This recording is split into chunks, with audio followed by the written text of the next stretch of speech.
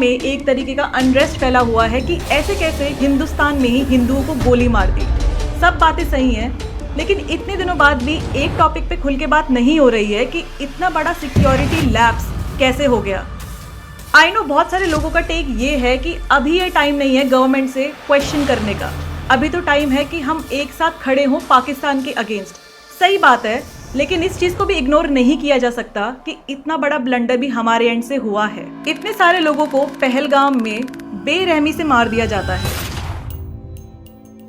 धर्म पूछ के मारा जाता है।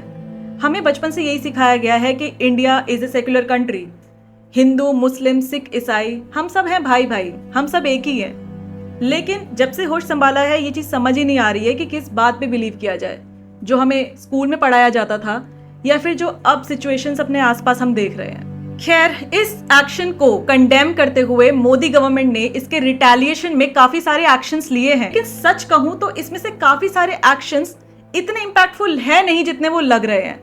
सच कहूं तो सिर्फ हेडलाइंस बनाने के लिए काफी हैं, लेकिन शॉर्ट टर्म में कुछ ज्यादा इम्पैक्टफुल नहीं है। जिसमें से एक है इंडस वाटर ट्रीटी सस्पेंशन, जिसे सुनकर काफी सारे लोग ये बोल के खुश हो रहे हैं कि अब जब पाकिस्तान एक एक बूंद के लिए तरसेगा तब मजा आएगा। एक एक बूंद पानी के लिए इंडिया पे डिपेंडेंट होना पड़ेगा। हेडलाइंस बनाने के लिए या लोगों को टेम्पररी खुश करने के लिए ठीक है, लेकिन असलियत में पाकिस्तान को तोड़ने या झुकाने वाले कदम नहीं है। And let's talk about this in this video. Hi guys, my name is Shivangi and you are watching Buzz Loud. History में पहली बार इंडिया ने इंडस वाटर ट्रीटी को सस्पेंड करने का फैसला किया है। पाकिस्तान जब इतने सालों से टेररिज्म एक्सपोर्ट करता रहा, तब भी इंडिया ने इस ट्रीटी को कंटिन्यू किया। हर टेरर अटैक के बाद भी कंटिन्यू किया to show the world that India is a mature nation. लेकिन कंटिन्यूस टेरर अटैक्स के बाद, जैसे कि उरी, पुलवामा और अब पहलगाम के बाद, लग रहा है पेशेंस लेवल खत्म ही होता जा रहा है। इंडिया की तरफ से लेटेस्ट में ये स्टेटमेंट है कि एक एक बूंद के लिए पाकिस्तान को तरसना पड़ेगा। ऐसा ही कुछ सिमिलर स्टेटमेंट मोदी जी ने 2016 में दिया था, and at that point of time he was only talking about this Indus water treaty, लेकिन कुछ सिग्निफिकेंट लेवल पे हुआ नहीं था। तो अब इस चीज का क्या मतलब है? क्या इंडिया सच में पाकिस्तान का वाटर सप्लाई पूरी तरीके से बंद कर देगा? 1960s में इंडिया और पाकिस्तान ने एक ट्रीटी साइन किया था, जिसके अकॉर्डिंग ईस्टर्न रिवर्स का एक्सेस इंडिया को मिला, जिसमें थे रवि, ब्यास और सतलुज, और वेस्टर्न रिवर्स का एक्सेस मिला पाकिस्तान को, जिसमें थे इंडस, झेलम और चेनाब। तो जो पाकिस्तान को मिली तीनों रिवर्स हैं, ये इंडिया के कश्मीर साइड से फ्लो होते हुए पाकिस्तान में एंटर कर रही है। मतलब वेस्टर्न रिवर्स का मेन सोर्स भारत के पास है। इन वेस्टर्न रिवर्स पर इंडिया को राइट है run of the river hydro electricity बनाने का, पानी को टेम्परेरीली स्टोर करने का फॉर एग्रीकल्चर, फ्लड कंट्रोल करने का और इंफ्रास्ट्रक्चर डेवलप करने का, जैसे डैम्स, लेकिन लिमिटेड कैपेसिटी के। पाकिस्तान वेस्टर्न रिवर्स तो कंज्यूम करता है, लेकिन जो स्ट्रीम है वो इंडिया से होते हुए पाकिस्तान में जाती है। और पाकिस्तान की डिपेंडेंसी इंडस सिस्टम पे बहुत ज्यादा है, क्योंकि 80% ऑफ इरिगेटेड एग्रीकल्चर इन्हीं रिवर्स पे डिपेंडेंट है। फूड, इकोनॉमी, लाइवलीहुड्स भी इन्हीं रिवर्स पे डिपेंडेंट है। और अगर इन रिवर्स पे किसी भी तरह से स्लो डाउन आता है तो पाकिस्तान की इकोनॉमी हिल सकती है, फूड क्राइसिस भी आ सकता है। इसलिए पाकिस्तान की तरफ से भी ये स्ट्रॉन्ग स्टेटमेंट आया है कि अगर कोई भी अटेम्प्ट किया जाता है इस पानी को रोकने का या इसको डाइवर्ट करने का, तो इसको एक्ट ऑफ वॉर माना जाएगा। इंडिया में लोगों ने इस ट्रीटी के सस्पेंशन को काफी सपोर्ट किया है कि अच्छा है, बूंद बूंद के लिए तरसेंगे तब अकल आएगी।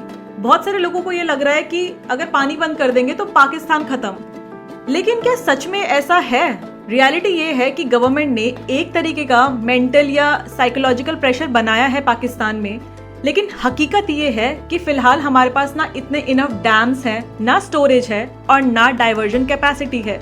बेसिकली इतना बड़ा इंफ्रास्ट्रक्चर नहीं है कि इतना सारा पानी रोका जा सके। स्पेशली हाई फ्लो सीजन के टाइम, जब समर्स में ग्लेशियर्स मेल्ट होंगे या मॉनसून के टाइम पर वेस्टर्न रिवर से बिलियंस ऑफ क्यूबिक मीटर्स पानी फ्लो करेगा। इंडस सिस्टम के वेस्टर्न रिवर्स का 60 से 70% पानी ग्लेशियर्स के पिघलने से आता है और बाकी 30-40% मॉनसून रेन से। ये दोनों चीजें इंडिया के कंट्रोल में नहीं है, ना ग्लेशियर्स ना बारिश। तो चाहे इंडिया ट्रीटी सस्पेंड भी कर दे, हर साल अप्रोक्सीमेटली 131 मिलियन एकड़ फीट नेचुरल पानी तो पाकिस्तान तक वैसे भी पहुंचता ही रहेगा। और स्पेशली जब मॉनसून सीजन आता है तो इन रिवर्स का फ्लो इतना ज्यादा तेज होता है कि कोई भी आर्टिफिशियल रोक टोक काम नहीं कर पाएगी, कंसिडरिंग जो हमारा करंट इंफ्रास्ट्रक्चर है उसके बेसिस पे तो बिल्कुल भी नहीं। तो जो ये 130 MAF पानी है, इतना पानी हम करंट इंफ्रास्ट्रक्चर से कैसे कंट्रोल कर सकते हैं? इंडिया टुडे के इस आर्टिकल में बताया गया है कि 1 MAF यानी मिलियन एकड़ फीट इतना पानी होता है कि 10 लाख एकड़ जमीन को 1 फुट गहरे पानी में डुबो सकता है, यानी अप्रोक्सीमेटली 3 दिल्ली NCR जितने एरिया को कवर कर सकता है।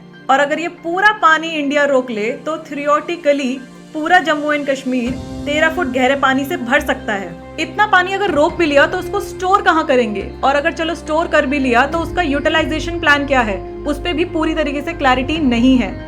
ऑलरेडी इंडिया जो वेस्टर्न रिवर्स का 20% पानी यूज कर सकता है वो भी पूरी तरीके से यूटिलाइज नहीं कर पा रहा है। जो भी एग्जिस्टिंग डैम्स हैं वो run of the river type हैं, यानी वो पानी को टेम्पररी रेगुलेट कर सकते हैं या डाइवर्ट कर सकते हैं, लेकिन स्टोर नहीं कर सकते।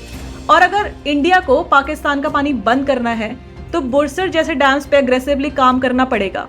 फिलहाल बुरसर डैम ही एक ऐसा one of the major storage type project है जो प्री कंस्ट्रक्शन फेज में है, और ऐसे मेजर स्टोरेज प्रोजेक्ट्स बनाने में कम से कम 5 से 10 साल लगते हैं, कंसिडरिंग प्लानिंग एंड कंस्ट्रक्शन। अगर हम आज से भी काम करना शुरू करेंगे तो 5 से 10 साल बाद हमें कोई मेजर इम्पैक्ट देखने को मिलेगा। और अगर हम बिना तैयारी के पानी रोकने की कोशिश करेंगे तो कश्मीर, हिमाचल और पंजाब में मैसिव फ्लड्स आ सकते हैं, यानी पाकिस्तान से पहले इंडिया का ही नुकसान होगा। इसलिए बिना प्रॉपर डैम्स एंड इंफ्रास्ट्रक्चर के ये मूव प्रैक्टिकल ही नहीं है। तो सस्पेंशन का मतलब ये नहीं है कि पाकिस्तान की वाटर सप्लाई पे इमीडिएटली इफेक्ट पड़ेगा। इसका मतलब ये है कि इंडिया इंडस वाटर ट्रीटी के कुछ क्लॉजेस को फॉलो नहीं करेगा, जैसे कि इंपॉर्टेंट डेटा शेयर करना बंद कर सकता है, जैसे कि डैम्स एंड बैरेज से कब कितना पानी छोड़ा जा रहा है, या फ्लड कंट्रोल की वार्निंग। इंडियन ऑफिशियल्स ने ये भी कहा है कि अब इंडिया की रिस्पॉन्सिबिलिटी नहीं है कि लीन सीजन्स में, यानी जब पानी कम होता है, एक मिनिमम पानी पाकिस्तान में छोड़ा जाए, यानी पानी से ज्यादा information as a weapon use किया जा रहा है। एक और बात, इस ट्रीटी में ऐसा कोई भी प्रोविजन नहीं है कि कोई भी अकेला कंट्री इस ट्रीटी को सस्पेंड या खत्म कर दे।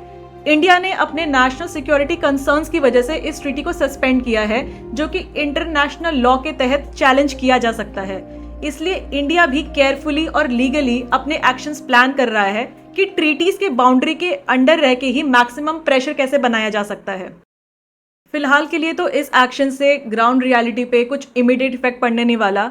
अगर इंडिया को पाकिस्तान पे प्रेशर बनाना है तो सबसे पहले ज़रूरत है एक सॉलिड इन्वेस्टिगेशन की, जिससे क्लियरली पाकिस्तान मिलिट्री या टेरर ग्रुप्स का इन्वॉल्वमेंट प्रूव किया जा सके, जैसे 2008 के मुंबई टेरर अटैक्स के बाद हुआ था। इंडिया को यूएन में रेजोल्यूशन पास करवाना चाहिए और FATF और IMF जैसी इंटरनेशनल बॉडीज में डिप्लोमेटिक कैंपेन चला के पाकिस्तान को ग्लोबली आइसोलेट करना चाहिए। ऑलरेडी पाकिस्तान कुछ सालों पहले FATF की ग्रे लिस्ट में था। अगर दोबारा से इंडिया क्रेडिबल एविडेंस के साथ FATF को पुश करता है तो इवन ब्लैकलिस्ट में भी पाकिस्तान को डाला जा सकता है, जिससे बहुत ज्यादा कॉन्सिक्वेंसेस पाकिस्तान को झेलने पड़ेंगे। तो 2008 मुंबई टेरर अटैक के बाद इंडिया ने ये प्रूव किया था कि पाकिस्तान एक टेरर सपोर्टिंग नेशन है, और यही रीजन है कि आज उसकी इकोनॉमी भी कोलैप्स कर रही है। तो जितना ज्यादा पाकिस्तान को ग्लोबल लेवल पे आइसोलेट करेंगे उतना ज्यादा प्रेशर उस पर पड़ेगा। रियल इम्पैक्ट तब दिखा है जब भारत ने मिलिट्री रिस्पांस दिया है। जैसे 2016 सर्जिकल स्ट्राइक के बाद पाकिस्तान को अपनी LOC एक्टिविटी में कुछ टाइम के लिए स्लो डाउन करना पड़ा था। 2019 बालाकोट एयर स्ट्राइक ने टेररिस्ट कैंप को रिलोकेट करने पे मजबूर किया था। इसीलिए सिक्योरिटी और मिलिट्री पर ध्यान ज़्यादा देने की ज़रूरत है। और सबसे इम्पॉर्टेंट पॉइंट कि हम कश्मीर के साथ खड़े रहें ताकि पाकिस्तान का डिवाइड एंड डिस्ट्रैक्ट वाला एजेंडा फेल हो जाए। आप खुद सोचो, टेररिस्ट का मेन एम क्या है? इंडिया के अंदर डिविजन्स क्रिएट करना, हिंदू मुस्लिम, कश्मीरी नॉन कश्मीरी को आपस में लड़वाना, और पूरे इंडिया में सिविल अनरेस्ट क्रिएट करके देश को अंदर से तोड़ना। नेशनल यूनिटी सबसे बड़ा जवाब है टेररिस्ट के खिलाफ। I hope you like the video. Make sure you drop your thoughts in the comments and I will see you next time.